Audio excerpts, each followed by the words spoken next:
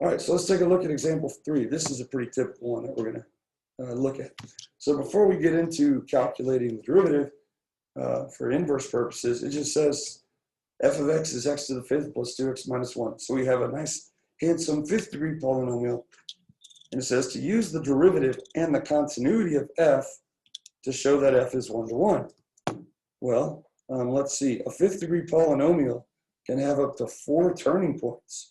It's going to come in the bottom turn once, twice, 3 times, 4 times. So it could look something like that.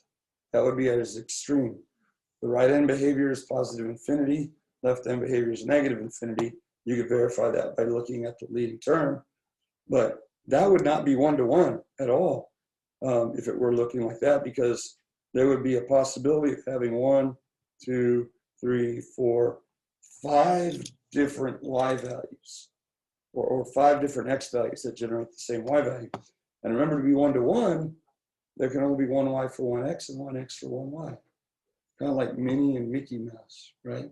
Or Maxwell and Katie, right? Oh, yeah, yeah. Y'all look spiffy dressed up the other night, by the way, at the football field, yeah. All right, so let's see. I know that f of x is continuous for all real numbers. I wonder how the derivative is going to help us determine that it is 1 to 1. Well, let's take the derivative first, and we'll see what we could do. So it's in ready-to-use format, so power rule, right? 5x to the fourth plus 2. Okay. So let's see. If it will be 1 to 1, it's not going to look like that. So what does it mean then to be 1 to 1? Well, if it's continuous and it's 1 to 1, it's not going to ever turn around vertically on itself, right? So there would be like 1 turning point, 2, 3, there'd be 4 turning points. Okay, and what's the value of the derivative there? 0, right? So it's the vertical turnaround that messes up 1 to 1-ness. So if it's going to be 1 to 1, it's not going to have any places where the derivative is 0. Okay, or if it does, it's going to be positive on both sides or negative on both sides, so that it continues to either be monotonic increasing, sometimes called strictly increasing, or monotonic decreasing. Well, what do we know about 5x to the fourth plus 2? Is it ever 0? No, right? It's 2 at the very least. Take a number, raise it to the 4th power. It's either 0 or positive times 5. That's going to be 5 times bigger, or 0 at the least, plus 2. So this is always greater than 0.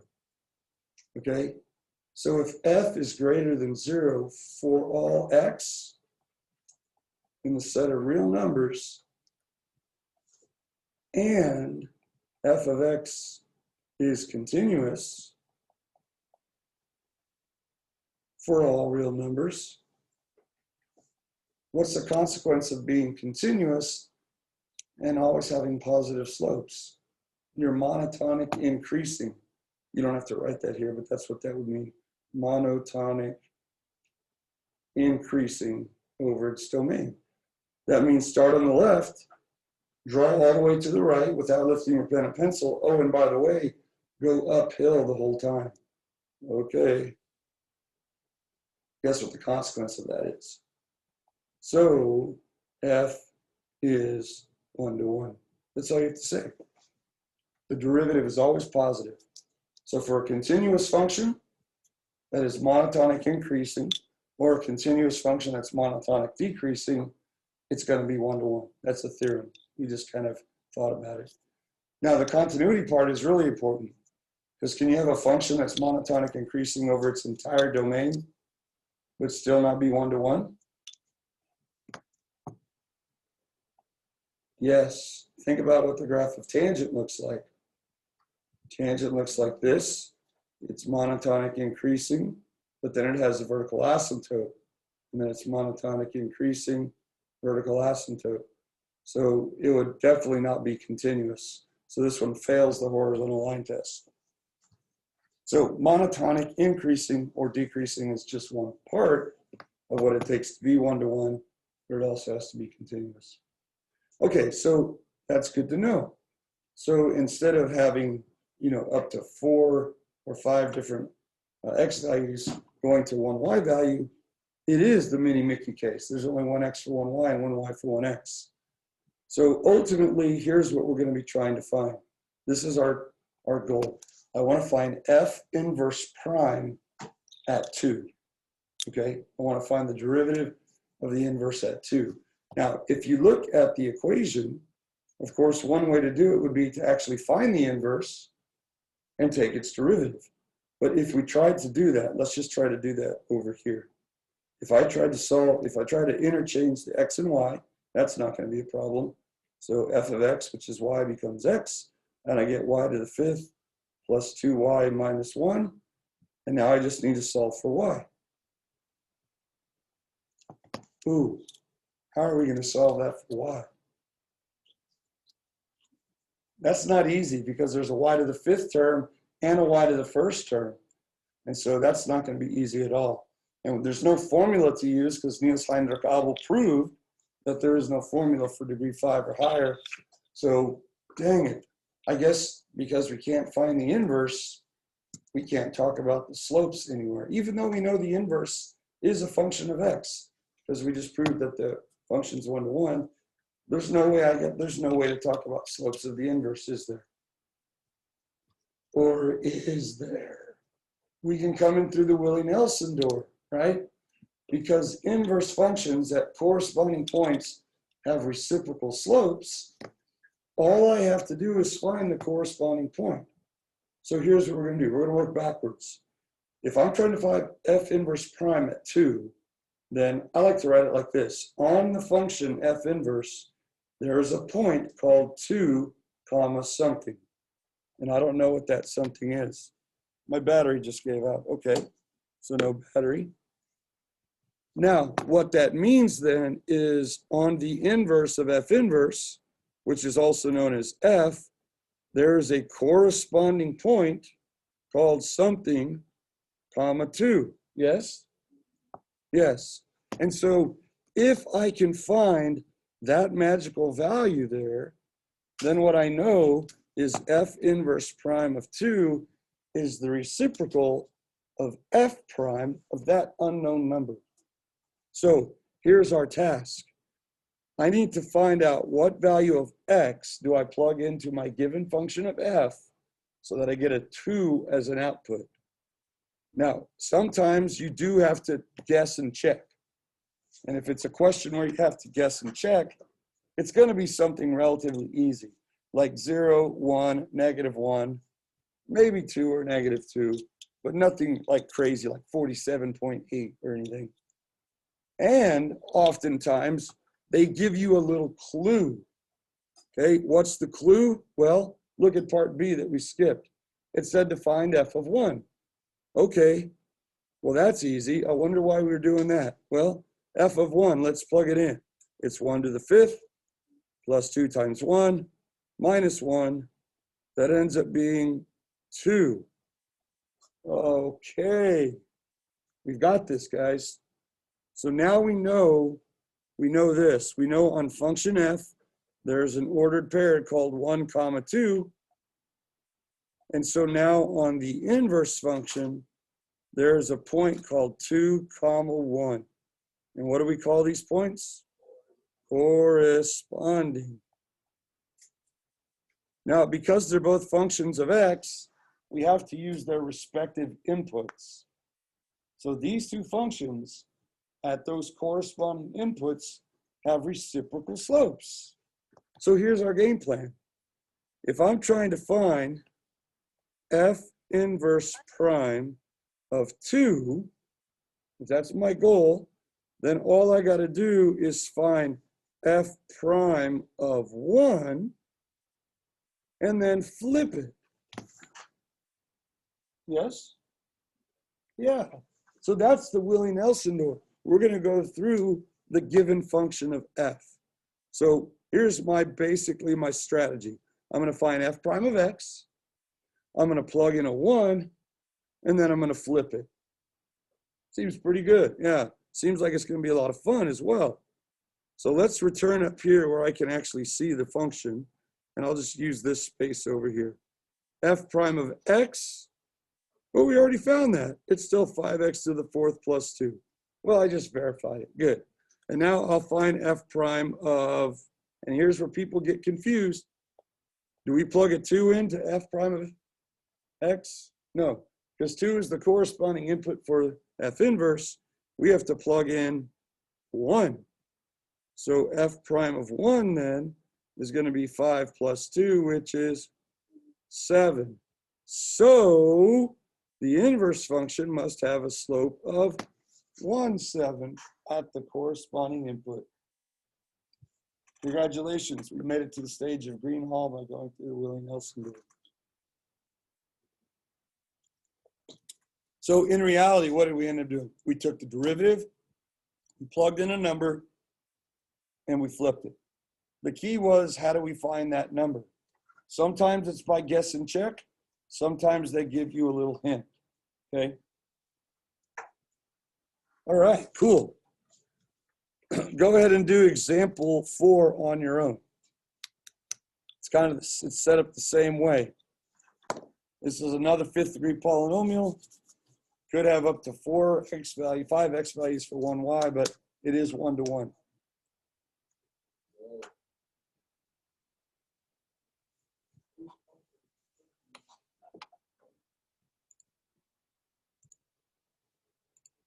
Oh, it's example 5. We already did it, but I forgot to hit resume recording like I am right now. I'm pretty good at forgetting things. So anyway, there it is. The answer was -11/8. Makes sense of it on your own. Let's go down to example 6 then. Selected values of 1-to-1 differential functions f and g and f prime are given in the table above. And here again, it says f of g equals g of f. The only time composition is commutative is when g and f are inverses. So we know they're inverses. So find g prime and -3. Well, if there were a column for g prime, it'd be too easy, right? You just go, there it is, right? But we don't have a column for it. So we begin with the end in mind. We know on function g then, there is a point called -3 something, which means on the inverse function f, there is a corresponding point called something -3. And so again, typically you have to come in through the back door. So you look on function f, and you don't look at the input of -3. You look for f where there's an output of -3. And there it is. See that? So what's the input for that? It's 7. Now, in this table, you actually could have done it this way. On G, there's an input of -3, and it corresponds with what? Row and column corresponds with 7. Okay, but normally you can't do that, like on the problem above. So in this case, you could have gotten that information 2 different ways. But normally we come in through the output on F, but that unlocks the key. So now we could say, okay, G prime of -3, that is going to be 1 over F prime of 7. Inverse functions at corresponding inputs have reciprocal slopes. And what is F prime of 7? It's 2, right? Yeah. And so the answer is 1 over 2. Not 2. That has to be an answer choice. So, and it's very tempting because you get a 2, you just got to remember to flip it at the end. Reciprocal slopes. Okay? So there you go. And all the other values in the table, they're just there to look good. We don't really need them for this type of problem. Okay, everyone good with that? That's in general inverse functions. Okay, so now we're going to talk about specifically the inverse trig functions. All right, as opposed to the inverse trig operation. Now, real quickly, let me walk you through how this happened in pre-cal, because maybe we were gone or something. Here's the graph of sine of x. It's definitely not 1-to-1, is it? So what we did is we restricted it to a convenient 1-to-1 interval. Okay, convenient means that it's relatively close to the origin. It had to be an interval that was not only 1-to-1, but it had to include all of the values that sine takes on. which would be everything from -1 to 1. So the agreed upon interval then was -π½ up to π². And if you take that little piece and that piece only and reflect it across the line y = x, you get this. You get the graph of inverse sine, okay? And the domain and range flip. So the domain is all the ratios now between -1 and 1, and the range, which we call the principal value range in pre-cal, is just the range of the function is -π½ to π². So on the unit circle, it's going to be in quadrant 1 and 4, but if it is in quadrant 4, you don't go all the way around to get there. You go straight down. So that's why on your calculator, if you ever take like the inverse sine of 1/2, right, that could be what? Sine is positive on the unit circle in quadrants 1 and 2, but we don't want the one in quadrant 2. That would be 5π6. We want just the one in quadrant 1. So to guarantee that there's only one output, we agree upon the range. Okay, oops, not π², it's π6. Okay. Now there's infinitely many different angles, right? π6 and 5π6 plus all the ones coterminal with it. What if we take the inverse sine of -√2/2? Well, sine on the unit circle is negative over here in quadrants 3 and 4. And normally we would go all the way around to get there. We'd call it 5π4 and 7π4. But guess what? That's not what either one of the answers is. We get there by going straight down into the 4th quadrant, and we get -π4, which is coterminal with 7π4. And that's what your calculator is programmed to give you. Okay, so basically, if you take the inverse sine of a positive ratio, you're going to get a positive acute angle. And if you take the inverse sine of a negative ratio, you're going to get a negative acute angle. And that's pretty much the same range as tangent, except tangent can't equal 1 or -1. And then our cosine had a principal value range from 0 to pi. So you'll never get a negative answer if you take the inverse cosine. If it's positive, you'll get a quadrant 1. If it's negative, you'll get an obtuse answer in quadrant 2. So it's kind of good to know that, but really, you don't need to know the graph of any one of these except arctangent. Okay, arctangent shows up. We've already talked about it this year. It has a domain of all real numbers, and the principal value range, much like arcsine, is -π² to π², but this time non-inclusive. Okay, so that would be the end behavior of this arctangent. So this is the only graph you need to know. Now we do have two different names for them, right? Inverse tangent or arctangent. And the reason there's two names is because inverse tangent by itself can be a little bit misleading. Like tangent squared of x, we know we're squaring it. So you might think of tangent of x as being the reciprocal of tangent, but it's not. So we use arc because it's related to the radian. But they mean the same thing, okay? And once we restrict them to the 1-to-1 interval, then boom, we have ourselves a function. And once we have ourselves a function, then we're going to start talking about, oh, how fast is that function changing at that instant? Which means we need the slope of the tangent line, which means we need calculus. Calculus. Okay? So here's what we're going to do. We are going to derive the derivative, pretty appropriate.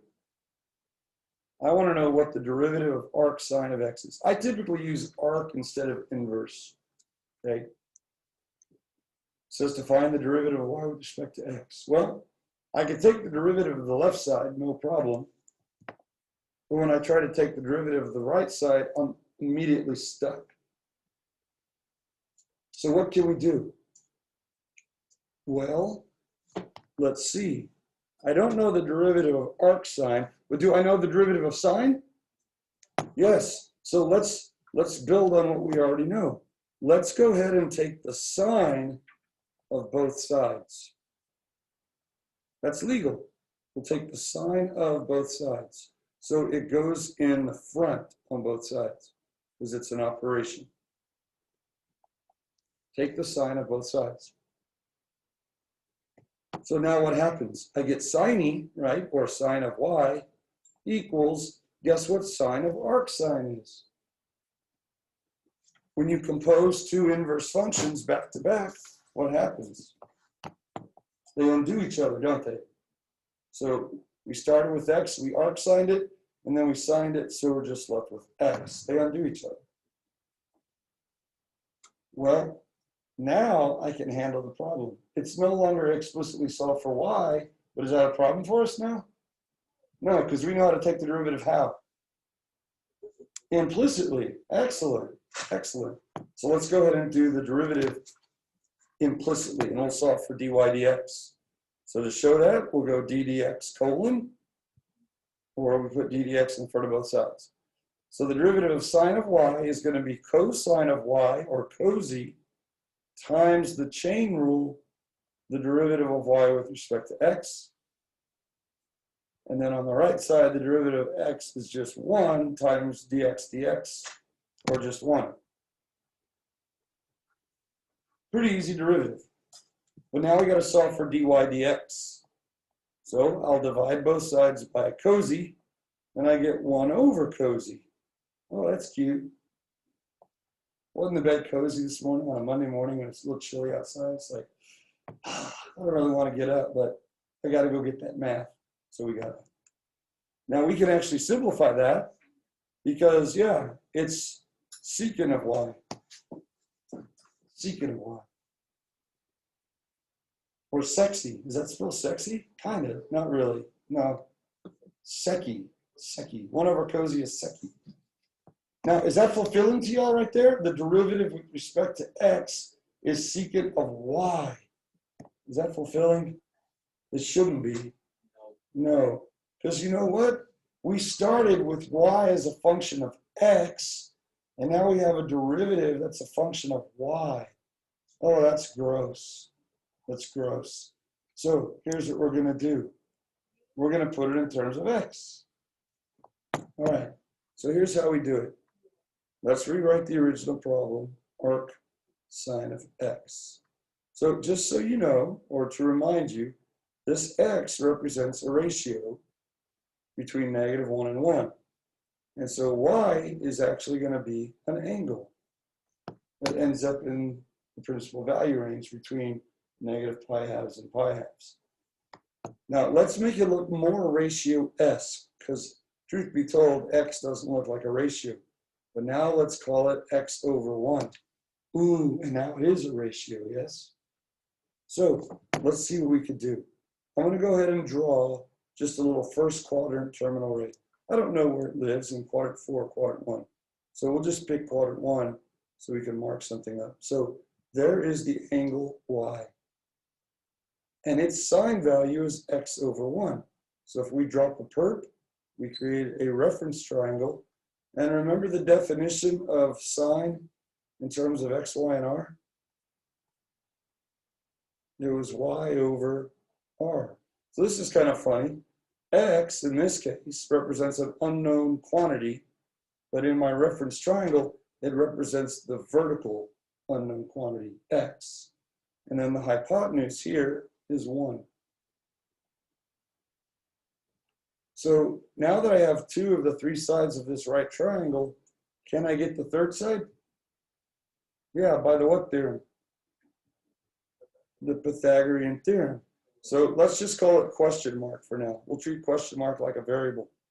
So question mark squared plus x squared equals 1 squared. Yes? Easy enough. So let's solve for question mark. So question mark squared is now 1 squared, which is 1, minus x squared. And now when I take the square root, again, I don't know if it's plus or minus, but we're going to be to the right, whether it's in quadrant 1 or 4 anyway. So we'll just take the positive root, and I get 1 minus x squared. Oh. So now I can get rid of the question mark from my diagram and label it as 1 minus x squared. And you can do this for any of the trig functions, right? If you know 2 of the 3 sides, you can find the third. So now I have all three sides of this reference triangle for angle y in terms of x. So I can come back over here and I can say, okay, what would the secant of that angle y be? Well, remember, secant of some angle, theta in general, is the reciprocal of cosine. So if cosine is x over r, this one would be r over x, or hypotenuse over adjacent. Well, let's see if we can get that from the triangle. The r, the hypotenuse, was 1, and then the adjacent, the horizontal, was square root of 1 minus x squared. So again, this x in the ratio for secant is not the same x we have over here. And there it is. So we put it back in terms of x, and that's a lot more satisfying. So what we've just decided then, or derived, is that the derivative with respect to x of arc sine of x, or inverse sine of x, is 1 over the square root of 1 minus x squared. So anytime now we want to talk about the slope of that little piece of graph of arc sine, which is up here, remember, you don't need to know what the graph looks like. All you have to do is drop it in to that little derivative, 1 over the square root of 1 minus x squared. But that's only if you have it memorized, right? If you don't have it memorized, which technically you don't have to memorize it, because you can always rederive it like we just did right here. Well, how long is that going to take you? A bit of time, right? So again, you don't want to have to reinvent the automobile every time you want to go for a drive somewhere, right? You just remember, hey, I have a car, and you drive it. Yeah, so same thing here. If we ever want the derivative arc sine of x, like, I'm not going to reinvent that formula. There is already one for it, so I'll just use it. I'll remember what it is and I can use it. Okay, so there you go. There's the first one. Here are the other 5. And you do want to memorize these. Memorize. But again, we don't need a formula chart because we got it in our head. So here's 3 of them. Arc sine's derivative, as we just saw, is 1 over the square root of 1 minus x squared. It's number minus function. Arc tangent's derivative doesn't have a radical. It's 1 over 1 plus x squared, or 1 over x squared plus 1, right? Addition's commutative. That's the cutest looking one. Arc secant, what's up with that? It's 1 over, now it has the radical like arc sine, but instead of number minus function, 1 minus x squared, it's function minus number. It's x squared minus 1. And then it's got that absolute value of x out front. So memorize those 3. Now, if you memorize these 3, then the other 3 come for free. Okay, because if you notice, none of these inverse sine, inverse tangent, inverse secant, or arc, as I call them, none of them have the word co in them, do they? So there would be an arc cosine, there is an arc cotangent, and there is an arc cosecant. And as I promised you earlier in the year, if they have a co in the name, their derivatives will be what type of number? Negative. And it holds true for these 3 as well. In fact, that's the only difference. Instead of having a positive 1 in the numerator, there's a negative 1 in the numerator. So if you have one, you have the other. Okay, that's pretty good. 3 for the price of 6. Yeah. And then we'll charge you for the other 3. And now that's 6 for the price of 12. And you're like, why am I paying for more than I have? Shouldn't the sale be the other way around, sir? And I'm like, math. 6 for the price of 3. That's a better deal. Okay, so if you have them memorized already, that's great. Again, some common features. They all have x squared. They all have a 1 in it. See that? They all have a ratio. It's all 1 over. The arc sine and arc secant, both the ones that have the s in it, they have a square root. So sine, secant, square root. So the s sound is square root. You got to remember, though, that arc sine is number minus function, because we knew the hypotenuse. That's why it's 1 minus x squared. Arc secant is the other way around, x squared minus 1, and then it has that little extra absolute value of x up front. That's pretty easy to remember. And our tangent, he's just fun in the sun, right? The t in tangent actually kind of looks like a plus sign if you have a little bit of imagination. Okay, so that's why it's a plus sign right here and no radical. I don't know if that helps you memorize them. Some of y'all just do brute force memorizing. But we do have to know. Okay, let's try them out. Example 8, find the equation of the tangent line to the graph of inverse cotangent at 1. Now, I don't even know what the graph of inverse cotangent looks like. I'll pretend like I don't. We don't really need to know that to answer this question. All I need to do is say, okay, my final product is a tangent line equation. So I need two things, don't I? I need a point and I need a slope. And right now I have neither. I have an x value and a function. So let's go ahead and find the point first because it doesn't require algebra. It's going to be the point 1, comma, and then I plug it in. Inverse cotangent of 1. Now again, on a free response, believe it or not, you can leave it like that. That's considered a simplified exact answer. Let's go ahead and evaluate it. Now you don't have to know the principal value range for arc cotangent, because cotangent is positive when x and y are the same signs, which would be quadrant 1 and quadrant 3. In quadrant 1, x and y are both negative or both positive. Quadrant 3, they're both negative. Guess which one of those is in the principal value range for arc cotangent? Quadrant 1. Yeah. In fact, all of the 6 inverse trig functions have quadrant 1 as part of their PVR. And then the only other question is, do we pick up quadrant 2 or do we pick up quadrant 4 for the other quadrant? So when in doubt, choose a nice angle from quadrant 1. So now you can evaluate it. Cotangent of what angle gives you 1? Pi fourths, good. Because at pi fourths, they're both square root of 2 over 2. And remember, cotangent is x over y, or cosine over sine. So there's the simplified version of the point. And now I need the slope. Well, to find the slope, I need to find y prime of x first, or dy dx. So let's see. It's an inverse trig function, or an arc trig function. So I know it's going to be a ratio. All of them are. There's a co in the name, yes? Co. So I know it's going to be -1 in the top. And then it's cotangent. Remember, tangent has the t in the name. He's cool. And there's no radical, because tangent is already radical. So it'd be 1 plus x squared, or x squared plus 1. And now you have it memorized. Well, now we can plug in a 1. So you either write y prime of 1, that's how you indicate it, or in Leibniz notation, dy dx evaluated when x is 1, like that. And then we plug in. We get -1 over 2. And there's our slope.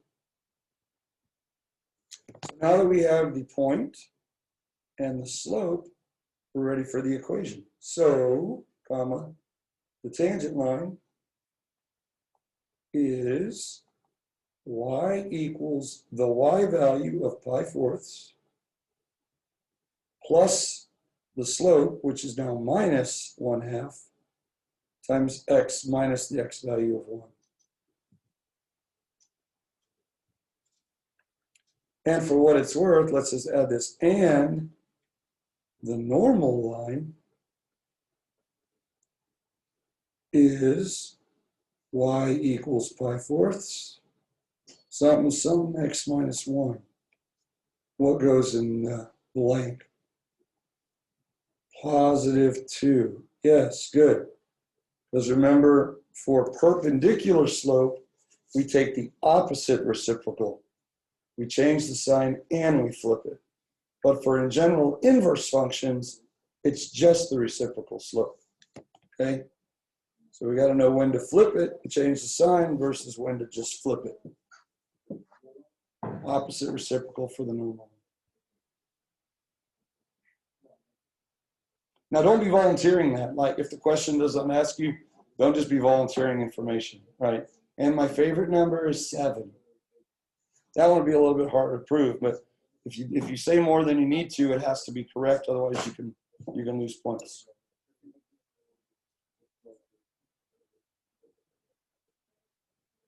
Everyone good on that?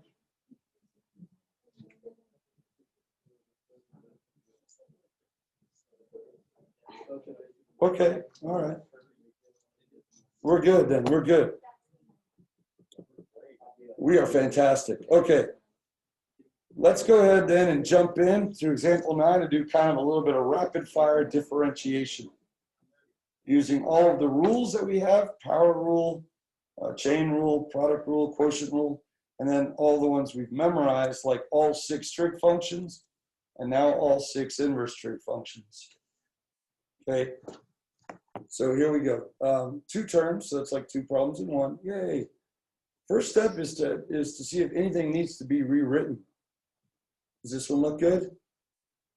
Yeah, it does. So here we go. d dx goes away when we take the derivative in verb form. So the derivative of 4x is 4. Well, that was easy. Plus, now look at the next one. It's not just arc sine of x, is it? It's arc sine of a function of x. So that's going to require the chain rule. 2 layers, outside layer, inside layer. So here's the outside layer. The derivative of arc sine of blob is 1 over the square root of, and was it 1 minus or something minus 1? 1 minus blob squared. So it's not always just an x right there. It's whatever the blob was, which is 2x squared. And then times the chain rule, the derivative of the blob, which is 4x. Yeah. And now we carefully clean it up. This is 4 plus, that's really like a 4x over 1. So the 4x can go in the numerator. And when we clean up the bottom, we get 1 minus 2x squared. Quantity squared is 4x to the 4th. Guess what the #1 mistake students make when they write this? They'll call it 2x to the 4th. They'll forget to square the number as well. Okay? So that's why parentheses are important. And there's your answer. If you want to get a common denominator, I guess you could multiply the first one by a radical over radical. Right now, we're just practicing the derivative, okay? So if the inside function on your inverse trig is a blob, it goes in place where the x was, and then multiplied by the derivative of it. Okay, cool. Y'all do this one then, on your own.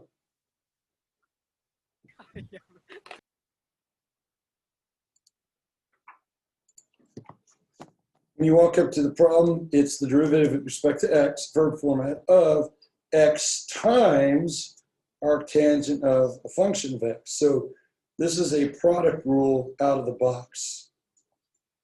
Now, in anticipation of having to take the derivative of the square root of x, my first step would be to rewrite it. So I have x, and then I have arctangent of x to the 1/2. Close that, close that, close that. And again, I'm pretty liberal with my use of parentheses because they're free. Did you know that? And it's better to have them and not need them than to need them and to not have them. I think Haley's at the door. There you go, Fogel, thank you. So here we go. With 2 factors, variable factors, we're going to have 2 terms. And then we take the derivative only one at a time. So x, you're in front, you go first. Thanks. You're welcome, x. 1 times arctangent goes along for the right. Now at this point, I would probably write it as arctangent of the square root of x, or just x to the 1/2 again, whatever you want to write it as. And then plus, now x goes along for the right. And now the derivative of the new one, arctangent of blob. So arctangent, there's no co in it. So it's just a 1 over, and remember arctangent is cool.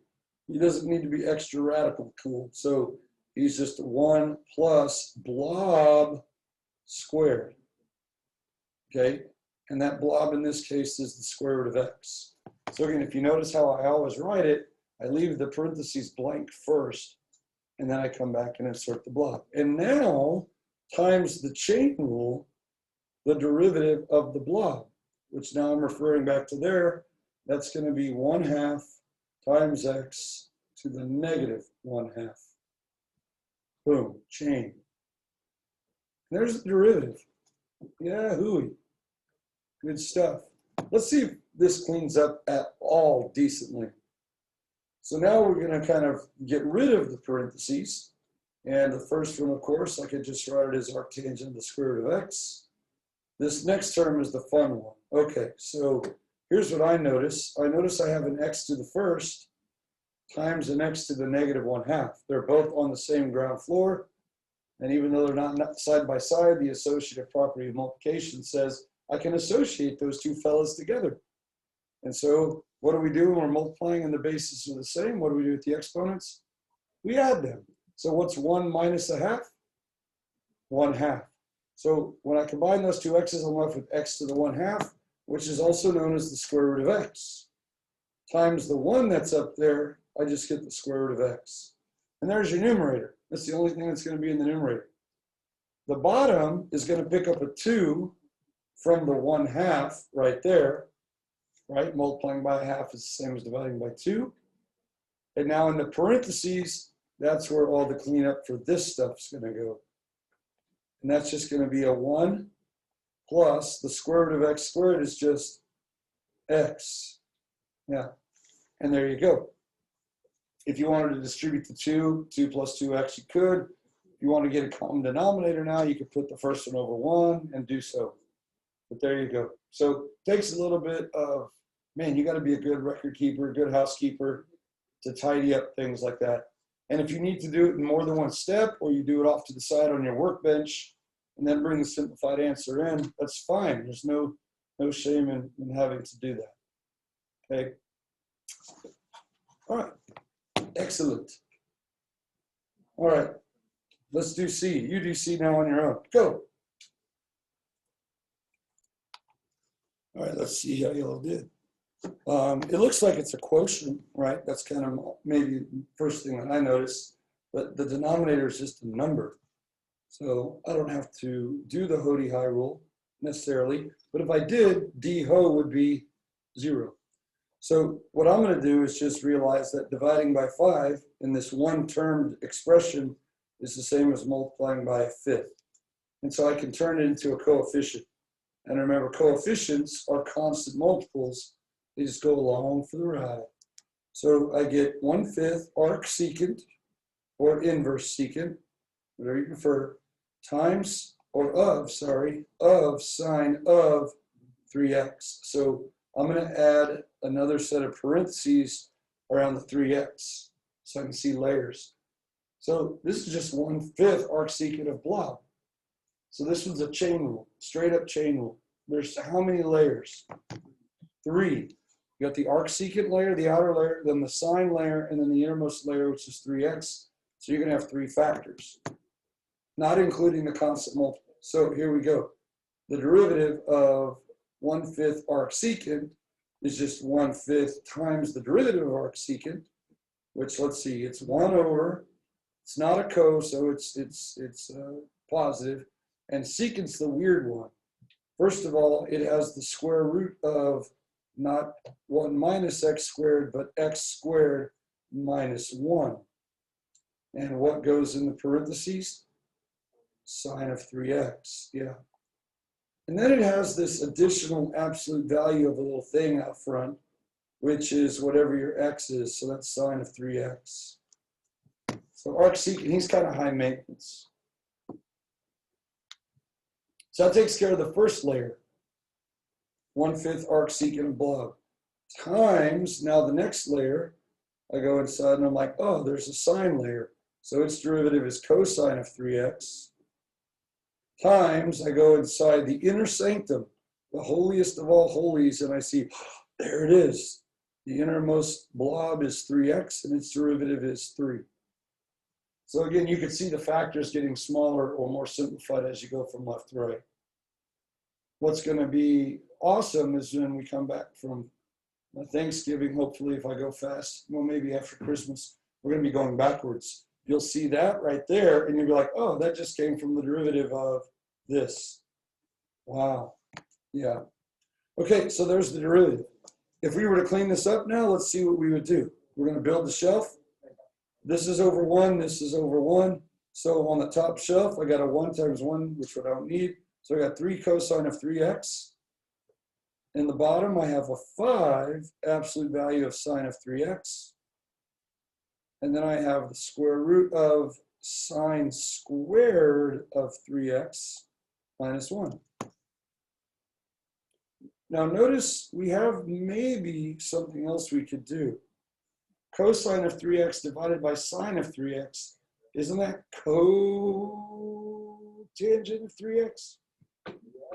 Yeah, but yeah, is the absolute value important? Kind of is, right? Yeah, it kind of is. So because one of them has absolute value and the other one doesn't, if I call that cotangent of 3x, I don't know if I should not put the absolute values around cotangent or put absolute values, or maybe one of them, just half of an absolute value, which doesn't work. So turns out that you don't want to do that. You don't want to do that. So that's it. That's about as simplified as it gets. Nice. Okay. Let's look at example 10. You'll like this one if you like algebra, and I know you do. Differentiate y equals that, and then simplify it to a single term. Okay. Differentiate it. That means to take the derivative. We're in noun format now. So let's see if anything needs to be rewritten. Well, I got 2 terms. That's good.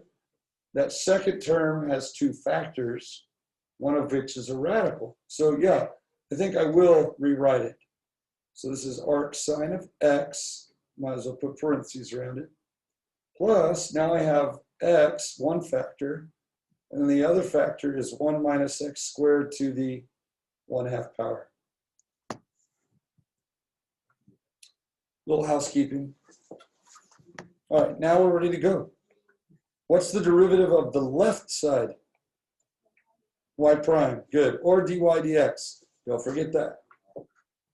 Arc sine of x. Boy, that one's not fancy at all. That's just straight up arc sine of x. That's the one we derived earlier. It's still 1 over the square root of 1 minus x squared. Number minus function. The second one is a 2-term dude. The phone's ringing. You do the second one on your own.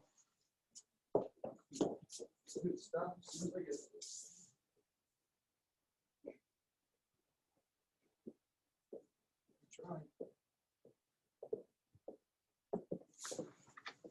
All right, product rule. 2 factors, 2 terms. The derivative of x. Let me change flavors here.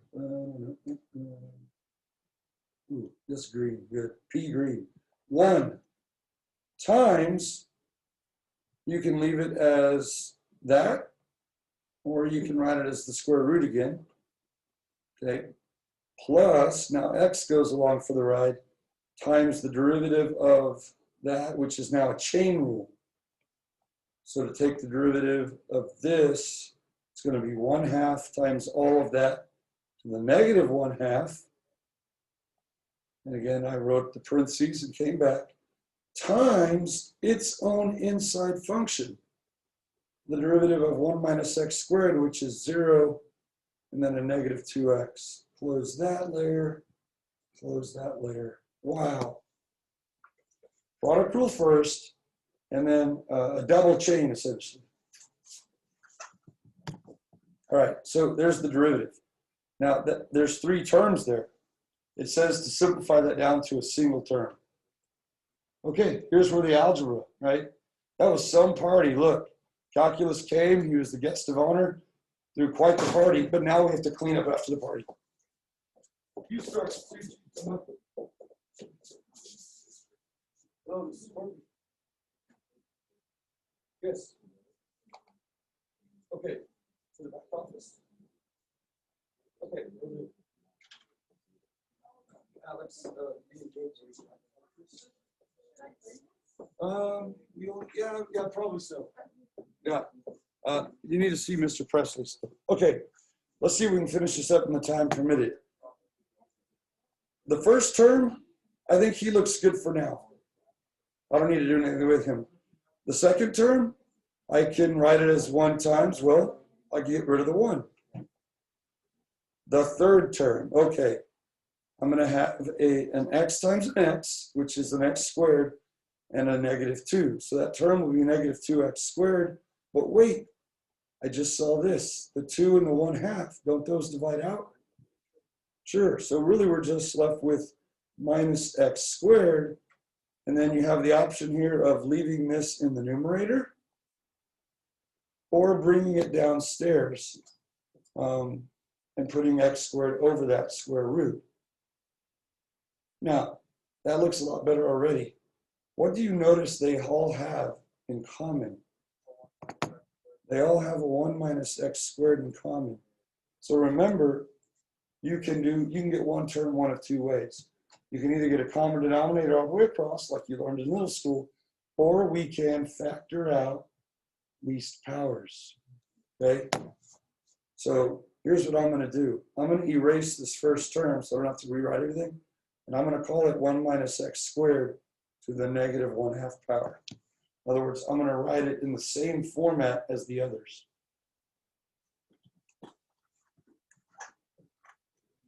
But it's still equivalent to the one above. Okay, here we go. Y prime is now 1 minus x squared. Look at your exponents. Which exponent do we pull out? The -1/2 or the +1/2? It does matter because we have to factor out least powers.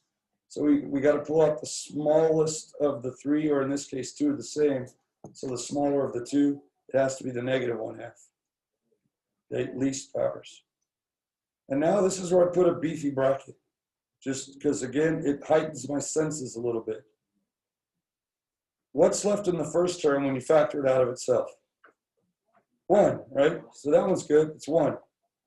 The next one, we're going to be left with some residual of 1 minus x squared. And remember, factoring out is dividing out. So you subtract the exponents. It's what you started with minus what you're factoring out. So what is 1/2 minus -1/2? 1. So there's a 1 there. Yay. And now in the third term, when we factor it out of itself, we're left with a 1 times the x squared that remains. Yeah, that wasn't that bad. And then we close beefy bracket. Beefy. All right, now we can leave this in front, 1 minus x squared to the -1/2. Or you can bring it to the bottom. And now because the inside polynomials to the first power, we can combine like terms.